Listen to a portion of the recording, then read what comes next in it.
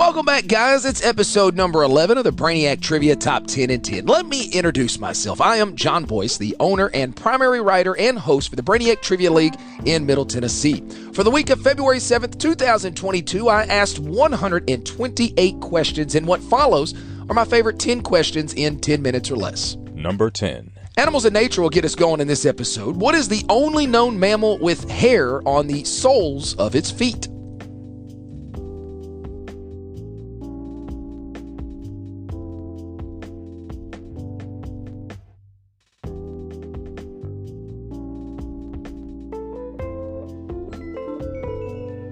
What is the only known mammal with hairs on the soles of its feet? Makes sense, the polar bear, although my father might be a close second. Number 9. Entertainment in this one. In what 2000s movie would you find a llama named Tina?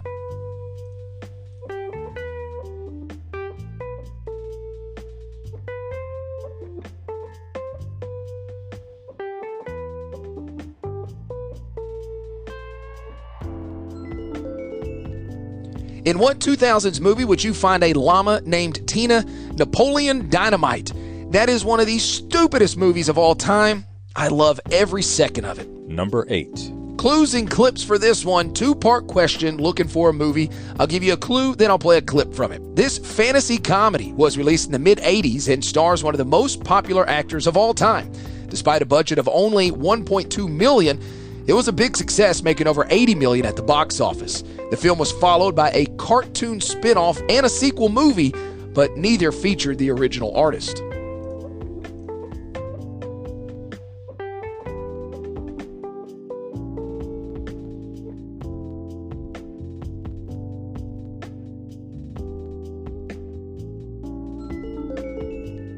This fantasy comedy was released in the mid-'80s and stars one of the most popular actors of all time. Despite a budget of just over $1 million, it was a massive success, making over $80 million at the box office. It was followed by a cartoon spin-off and a sequel movie. Neither featured the original artist. All right, here's your clip. An explanation is probably long overdue. An explanation? Jesus Christ, Dad, an explanation? Look at me. Look at you. It's not as bad as it looks. Wait a minute, Dad. I mean, you knew about this? You knew about this and you didn't tell me? I was hoping I wouldn't have to. Sometimes it skips a generation. I was hoping it would pass you by. Well, Dad, it didn't pass me by. It landed on my face. Oh, from 1985, Teen Wolf. Who doesn't love Michael J. Fox? And I love that line. It landed on my face. Number 7. Go to history for number 7. A ticker tape parade is defined as a parade held in a built-up urban setting, allowing people to throw confetti from high buildings. The first ticker tape parade occurred in New York City to celebrate the opening of what?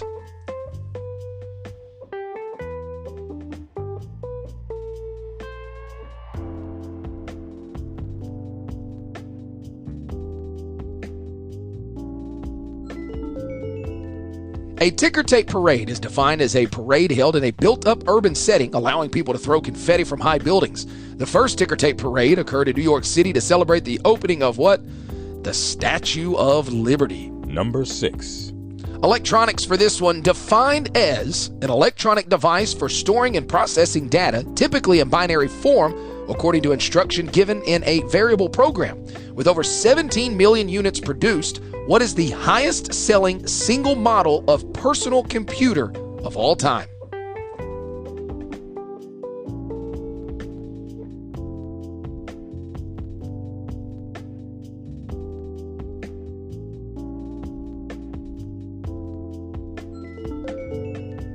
Defined as an electronic device for storing and processing data, typically in binary form, according to instruction given in a variable program. With over 17 million units produced, what is the highest selling single model of personal computer ever sold? Go ahead and get ready to Google this one, kids. The Commodore 64. Number 5. Okay, so our number 5 comes from a category called 3 of a kind. So the way this works in the league, I'll ask a question that has at least 3 correct answers. In the league, if you get 1 right, it's 10 points. 2's 25. If you get all 3, you pick up 50 points. So just know that if you don't get more than one of these, that's not really uncommon and really, honestly, not fair to you because you only get 15 seconds. but I thought it was an interesting question, so here we go. After New York and Maine, name the other 3 U.S. states that border Canada and an ocean.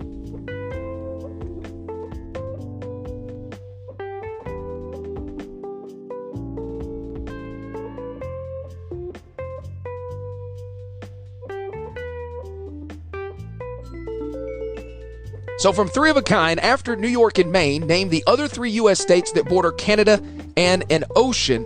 You know it's going to be one of those New England states, so New Hampshire is one, but then it kind of messes with you a little bit. People always forget about Alaska, and the last one, which I thought was pretty good as well, Washington. So your 3 answers, Washington, New Hampshire, and Alaska. Number 4. Fact or crap, 50-50 shot on this one.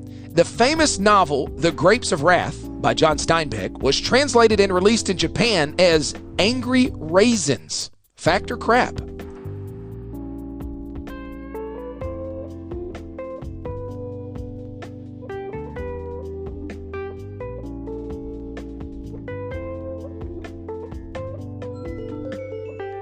The famous novel, The Grapes of Wrath, by John Steinbeck, was translated and released in Japan as Angry Raisins.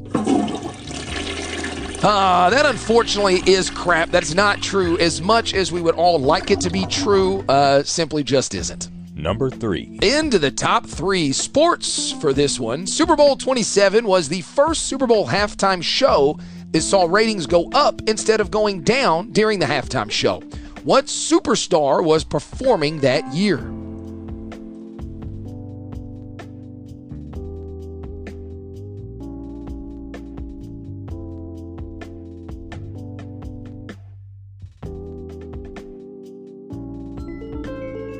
Super Bowl 27 was the first Super Bowl halftime show that saw ratings go up instead of going down during the show. What superstar was performing that year? Still considered by a lot to be the best Super Bowl halftime show of all time, the late, great Michael Jackson. Number 2. We'll go back to multiple choice for this one. Which of the following vice presidents once accidentally, I'm doing air quotes there, shot one of his friends in the face while quail hunting? Dan Quayle, Dick Cheney, or Walter Mondale?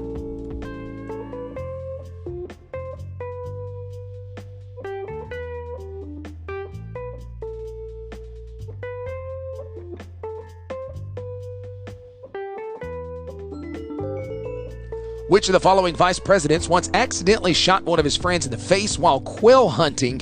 It was dubbed Quailgate by the media. Dick Cheney, the right answer. He hit Harry Winnington with over 200 pellets. Mr. Winnington survived. Number 1. Number 1, my favorite question this week. We're going to go back to the sports category.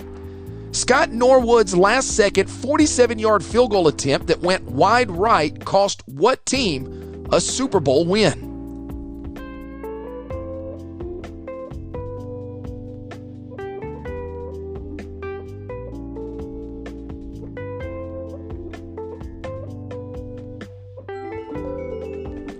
Scott Norwood's last-second 47-yard field goal attempt that went wide right cost what team a Super Bowl win? Super Bowl 25, the Giants went on to win after Scott Norwood's field goal went wide right for the Buffalo Bills.